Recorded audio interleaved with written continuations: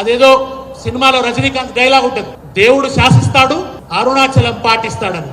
విజయవాడలో ఉన్న బాబు శాసిస్తాడు, ఇక్కడున్న బానిస పాటిస్తాడు. అక్కడున్న బాబు శాసిస్తాడు, ఇక్కడున్న బానిస పాటిస్తాడు.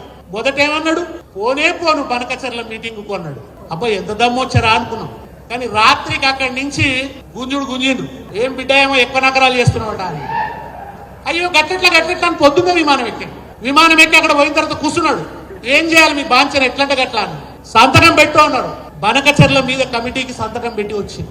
చంద్రబాబు నాయుడు ఏం కోరుకుంటున్నాడో దాన్ని చేసి వచ్చిండు రేవంత్ రెడ్డి. ఇవాళ మనం ఒక సామంత రాజ్యంగా మారిపోయినాం. తెలంగాణ ఇవాళ ఒక సామంత రాజ్యంగా మారిపోయింది. తెలంగాణని ఇవాళ పరిపాలిస్తుంది రేవంత్ రెడ్డి అని నేను అనుకుంటలేను. రేవంత్ రెడ్డి మీద ఉన్న చంద్రబాబు నాయుడుతో జత కలిపిన మోడీ, ఈ ముగ్గురి బంధం పరిపాలిస్తున్నది ఇవాళ తెలంగాణ.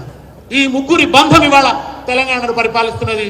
చంద్రబాబు ఇంట్రెస్ట్ నెరవేర్చడానికే ఇవాళ రేవంత్ రెడ్డి ప్రయత్నిస్తున్నాడు.